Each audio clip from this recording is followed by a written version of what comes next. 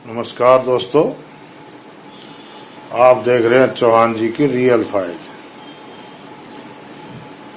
दोस्तों, इस चैनल पर आपको जो सत्य घटनाएं हैं उसके बारे में आपको बताया जाता है, जो सत्य घटनाएं हमारे साथ बीती हैं।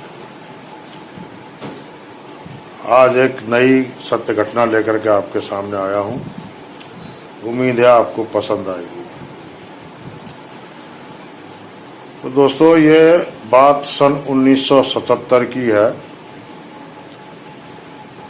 सर्दियों का समय था, दिसंबर का महीना था।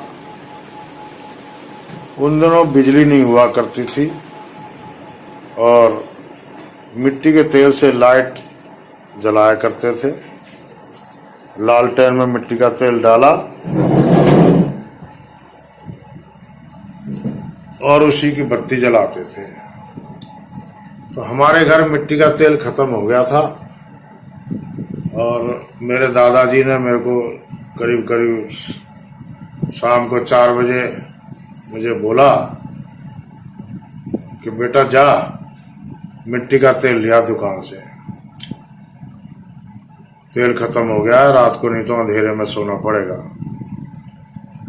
तो दोस्तों, मिट्टी का तेल हमारे गांव से करीब 2 किलोमीटर गांव है जरगवा, वहां मिट्टी का तेल मिलता था। अब शाम का समय था तो हमारे चाचा का लड़का था महेंद्र, मैं उसको लेकर के और जरगवा चल दिया। अब वहां से मिट्टी का तेल हम जरगवा जाके मिट्टी का तेल लेके और हम चल दिए तो 25 पैसे हमारे पास बच गए थे। उस समय सस्ता का जमाना था, थोड़ा सस्ता ही आता था, तो 4 आने पैसे हमारे पास बच गए थे।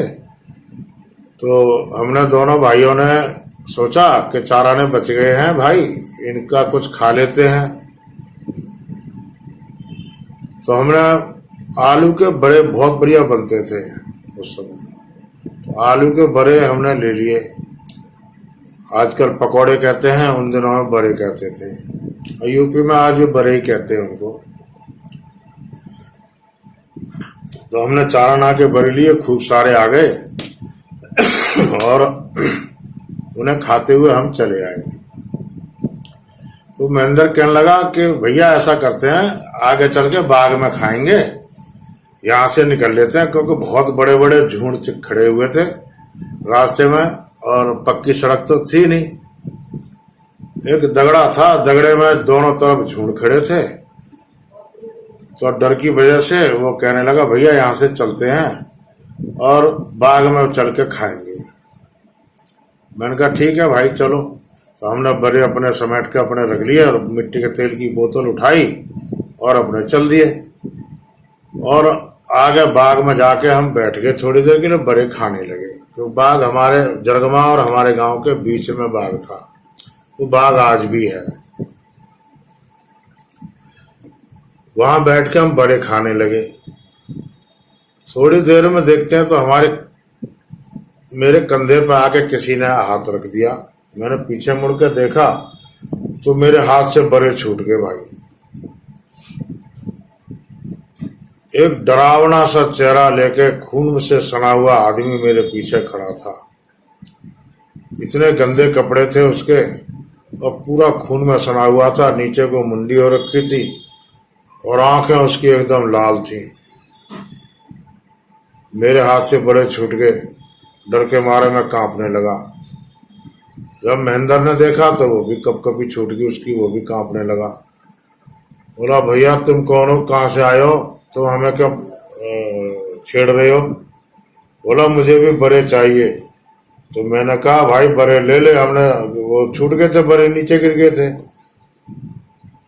तो जैसे ही वो बड़े उठाने लगा भाई, हम वहां से भागे। मिट्टी के तेल की बोतल लेके हम दौड़ लगाई वहां से खेतों में होकर, और सीधे बीच में एक बम्बा पड़ता है रास्ते में, तो बम्बा पे आके हमने सांस ली और हमारी हपहपी छूट रही थी और बुरी तरह से हम कांप रहे थे और हाँप रहे थे भागते भागते। और वहां से हमने पीछे मुड़ के देखा तो वो आदमी वहां पे फिर नहीं था। हम जल्दी जल्दी जल्दी जल्दी अपने गांव में आए और गांव में दादा को आकर सारी बात बताई।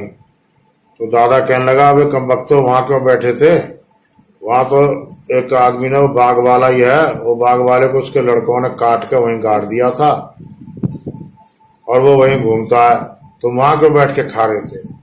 भाई हमें इतना सुना, मुझे भी बुखार आ गया और उसको महेंद्र को भी बुखार आ गया। हम दोनों बीमार पड़ गए और हम 4 दिन तक बीमार रहे। बहुत हमारे मन में एकदम से डर बैठ गया था पूरी तरह, और किसी भी तरह ना नींद आती थी ना कुछ भी, और भूख भी लगना बंद हो गया। 3-4 दिन बुखार में रहे, तो दादा ने किसी तरह हमारे को ठीक करा, तब हम जाकर ठीक हुए भाई। तो ये सत्य घटना मेरे साथ घटी थी। आपको कैसी लगती है ये आप जरूर बताना, और अगर आपके पास भी कोई सत्य घटना है और आपके साथ कोई ऐसी घटना बीती है तो आप मेरे साथ शेयर कीजिए, मैं उसको इस चैनल पर जरूर सुनाऊंगा दोस्तों। नमस्कार, जय हिंद।